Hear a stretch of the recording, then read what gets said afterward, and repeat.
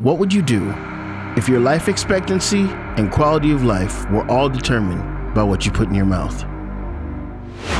Yo, what am I saying? It's your boy Francois. Let's get into it. So, a couple days ago, I couldn't sleep. A couple nights ago, I couldn't sleep. It was probably about 3 o'clock in the morning, something like that. So I decided to turn on the TV and turned on Netflix. And something caught my eye. It was this docu-series. It was called You Are What You Eat, a twin experiment. And for whatever reason, I was like, okay, let's see. Now, I'm gonna put this out there. This experiment was between a vegan and omnivore. So what they did was they chose 22 sets of twins, 44 people, and they chose one twin randomly to be an omnivore, have an omnivore diet for 8 weeks, and the other twin to be a vegan, have a vegan diet for 8 weeks. I'm not an omnivore. I am not a vegan. Somewhere in between. When I say that, I mean I don't eat all kinds of meat. I don't really eat shellfish and some seafood. I don't eat pork, different things like that. But I'm not, clearly, I'm not a vegan because I do eat chicken, I do eat beef, which I do enjoy. Anyway, this caught my attention because if you watched our Happy New Year video on our Satellite District channel, my wife and I went into it talking about how we want to change up our health. I want to, get more healthy, exercise. And I really wasn't, even when we were talking about that, I really wasn't thinking about eating differently, eating more healthy. Now, y'all gonna have to bear with me. This is a new setup. And so, I'm just still trying to learn the buttons, where everything's at. Anyway, but stick with me. So even though we posted that at the time, I wasn't thinking about eating, but this caught my eye, caught my attention. Now I want to say that previously, when was it? Probably about 8 years ago, I think. I don't know, 8 to 10 years ago. Don't hold me to that number. I can't think exactly what the year was. But anyway, Netflix, if I could speak, came out with another documentary called What the Health. I want to run that back. Anyway, at the time, I was convicted so bad, and I became a vegan for like a week. Whatever, don't judge me. Anyway, it didn't last. There are lots of different things going on at the time, and it didn't last. But honestly, it wasn't bad. I don't know if y'all can hear my stomach right now. I'm sorry. I guess I should have ate before I sat here. Anyway, moving on. This documentary caught my attention, and I mean, growing up in church, reading the Bible, knowing what it says, I've always known what God intended for us, the way He intended for us to live, and so it's just, it just piques my interest. Sometimes I'm not gonna lie, like sometimes I get annoyed at the idea of like being vegan. Like, who wants to be vegan, bro? Like, you miss out on so much. Anyway, man, in the experiment, like I said, for 8 weeks, one of the twins had an omnivore diet. The other twin had a vegan diet. Now, for the first 4 weeks, their meals were already prepared for them by the people conducting the study. I can't remember their names right now, but if you go on Netflix and watch, You Are What You Eat, twin experiment, or you look it up, I'm sure you'll find different videos, or, you could just watch it yourself and find out who was involved in doing what. Anyhow, moving on. So they did various tests on the twins, on each twin, just to see where their health was at, and they were pretty similar, twin to twin, but they did differ once we got into the different types of they were from different backgrounds, is what I'm trying to say. They did the test, man, and I was pretty shocked with some of the results. I'm not gonna go into what I was most shocked by, because it's not for the kids. Anyway, I don't know who's watching this channel, but anyway, if you watch it, I'm gonna keep it a buck. It was some grown folk content, and I was like, for real? Okay. Maybe I'm gonna have to become a vegan. Not that I have any issues, just saying though, like, yeah. Anyway, other results were great as well, and they talked about their energy changing, becoming better, and just different things. What I also learned during that process, though, and I wrote it down on my little notepad right here. Pardon the chicken scratch. But some things were noted now on both sides. So to be fair, like things like calcium, iron, and protein were easier to get from meat, animal meat, and dairy. And it was also noted, now there's a debate in the community, in the scientific community, in the food community, whatever community you want to classify it as, whether or not heart disease, diabetes, dementia, cancer, other types of diseases and ailments were a result of our meat consumption. Now, in this particular study, they say yes, this was a result of the way we consume meat and dairy. And when I say meat, I mean cow, pig, fish, chicken, all of that. Anyway, it was noted that what's referred to as the standard American diet, because of the high amount of processed foods and unhealthy fats, as well as, I can't remember the other thing, it all contributes to our poor health and these diseases.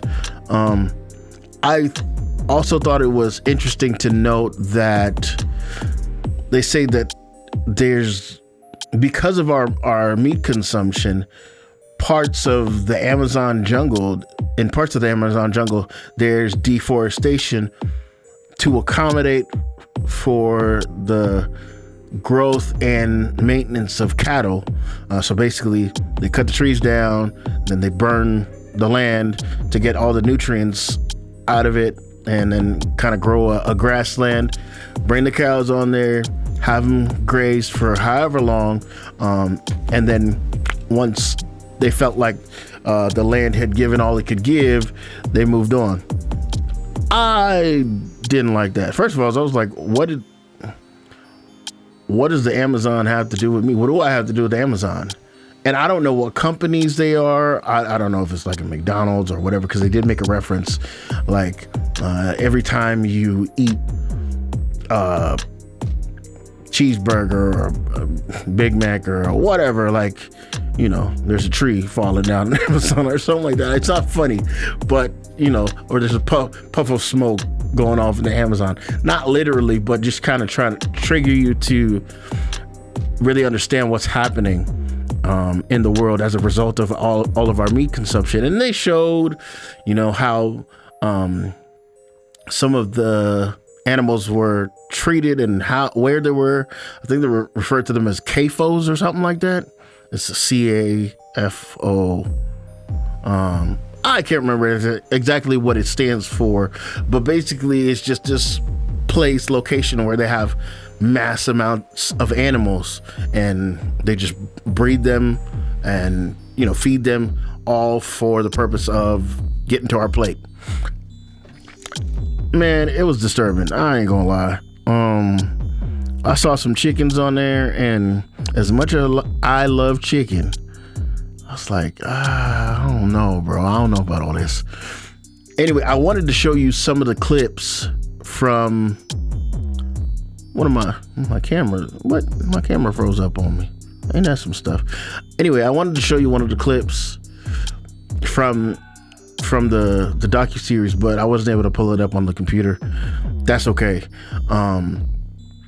But what this says to me, though, and it's because of the place I'm coming from of knowing this most of my life, what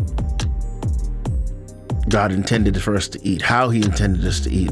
And I want to pull it up real quick here, if I can, for you. It's in Genesis chapter 1, verse 29. And just as an addition, I'm going to read verse 30. And it says here, and God said, see, I've given you every herb that yields seed, which is on the face of all the earth, and every tree whose fruit yields seed. To you it shall be for food. Also to every beast of the earth, to every bird of the air, and to everything that creeps on the earth, in which there is life, I have given every green herb for food. And it was so. So we read here what God's intention was for us in the beginning. He made the plants that have seeds, that bore fruit, for us to eat. So we're talking about, the tomatoes, the bananas, the fruit, veggies, all that. You know what I'm saying.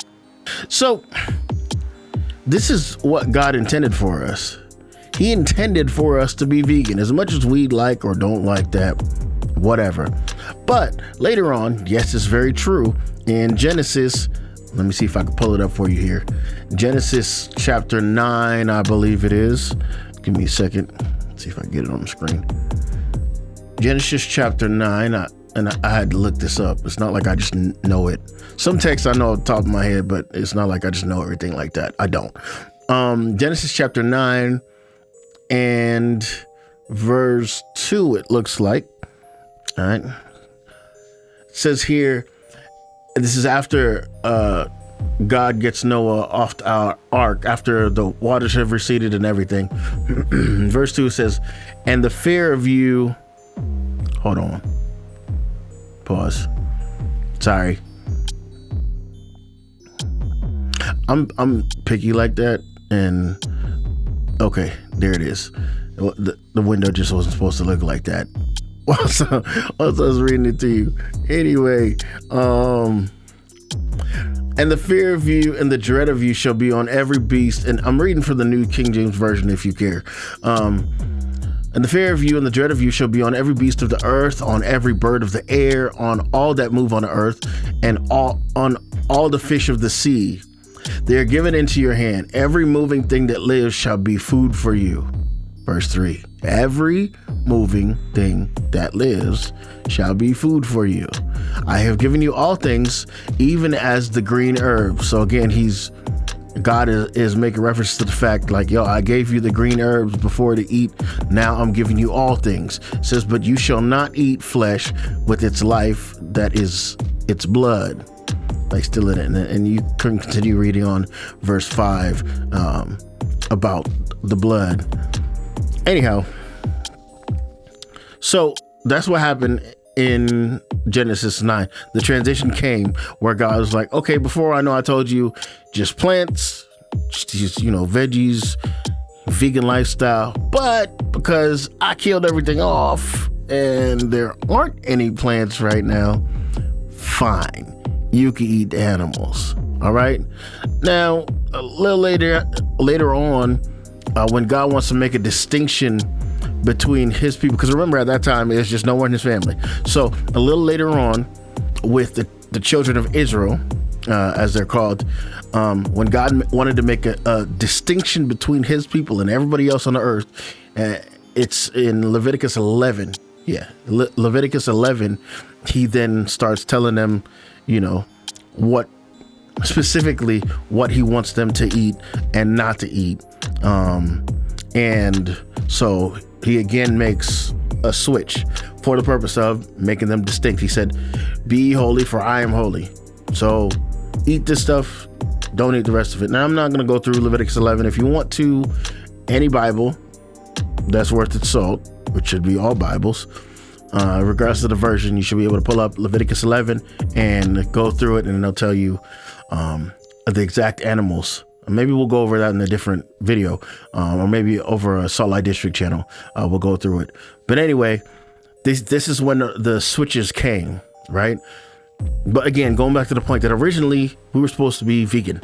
So it's not a wonder when if our creator gave us this mandate, like, yo, this is the stuff I made for you to eat. And I know we could be technical and somebody could say, well, everything is contaminated now in our world. Like, everything gets sprayed down, and that's why we still have the organic. And even when the organic is talked about, I feel like Dr. Evil, the way it's organic anyway, there's a never-ending debate about everything, bro. Like, you can argue everything until we die. I'm just saying that out of everything in how our world is, especially as far as God is concerned, and some science, whatever, backs it up. So, but I'm personally I'm impressed by the science and what it says, but I'm leaning more so on the word of God. He says, hey, this is what you should be eating. So I'm like, okay, bet. Well, I should probably switch things up, especially if I've taken on the task of being the person that seeks to encourage and inspires you to be salt plus light. That's not a plug. It is a shameless plug, but it's a fact as well. So if that's what I'm seeking to do, how much of an impact I'm going to make, not so that I can turn around and be like, well, look, I'm doing everything perfect, y'all, so listen to me. Nah, I know I'm not perfect, and I don't know that I will ever be perfect. Like, I know there was a point in time in the Bible, God was able to look down on the earth and was like, yo, my servant Job, like, he's righteous. He's perfect in every way. Right now, he's reached the point where, yo, he is one with me. Dope. That'll be great if I get to that point. Only he knows if I will before I die.